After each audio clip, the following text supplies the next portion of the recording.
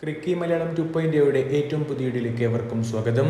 Super താര നിബിഡമാണ് Mumbai team. കളിക്കുന്നതെല്ലാം വമ്പൻ പേരുകേട്ട താരങ്ങൾ. ആയുഷ് മാത്രേ, അജിങ്ക്യ രഹാനെ, സർഫറാസ് ഖാൻ, സൂര്യകുമാർ യാദവ്, ശിവൻ ദൂബെ, അതുപോലെ ഷാർദുൽ താക്കൂർ, അങ്ങനെ IPL കളിച്ച് പരിചയ സമ്പത്തുള്ള വമ്പൻ താരങ്ങളാണ് ഈ ഒരു മുംബൈ ടീമിന് വേണ്ടി കളിക്കുന്നത്. സയ്യിദ് മുഷ്താഖ് അലി ട്രോഫി ടൂർണമെന്റിൽ ഇതുവരെ പരാജയം അറിയാത്ത ടീം കൂടിയാണ് മുംബൈ.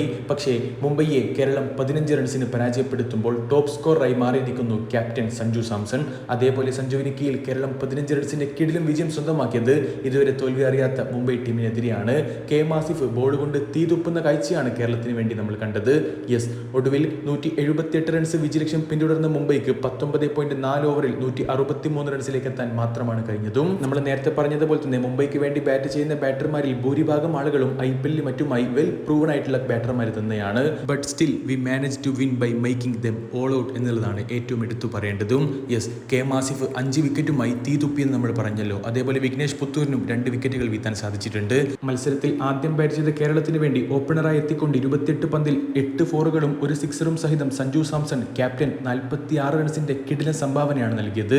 വിഷ്ണു വിനോദ് 40 പന്തിൽ 43 റൺസ്, അസ്ഹറുദ്ദീൻ 25 പന്തിൽ 32 റൺസ്. അവസാനം വന്നുകൊണ്ട് വെട്ടിക്കെട്ട് പൂരം നടത്തുന്ന ഷറഫുദ്ദീനെയാണ് നമ്മൾ കണ്ടത്. അദ്ദേഹം തന്നെയാണ് ഈ ഒരു കളിയിലെ player of the match award സ്വന്തമാക്കിയതും. അദ്ദേഹത്തിന് 1 വിക്കറ്റും വീഴ്ത്താൻ സാധിച്ചിട്ടുണ്ട്. മാത്രമല്ല ബാറ്റിംഗിൽ 15 പന്തുകളിൽ 5 ഫോറുകളും 2 സിക്സറും 233 സ്ട്രൈക്ക് റേറ്റിൽ 35 റൺസിന്റെ വെടിക്കെട്ട്. അതെ, തീർച്ചയായിട്ടും അത് തന്നെയാണ് കേരളത്തിന് 5 വിക്കറ്റ് നഷ്ടത്തിൽ 178 എന്ന ഭേദപ്പെട്ട സ്കോറിലേക്ക് എത്തിച്ചിട്ടുണ്ടായിരുന്നതും. മറുപടി ബാറ്റിംഗിൽ KM ആസിഫിന്റെ ഗംഭീരമായിട്ടുള്ള ബൗളിംഗിന് മുമ്പിൽ മുംബൈക്ക് മറുപടി ഉണ്ടായിരുന്നില്ല. കിടിലൻ വിജയം കേരളം സ്വന്തമാക്കിയിരിക്കുന്നു. അടുത്തൊരു വീഡിയോ ഭാഗത്ത് വീണ്ടും കാണാം. ചെറിയൊരു ഗുഡ് ബൈ.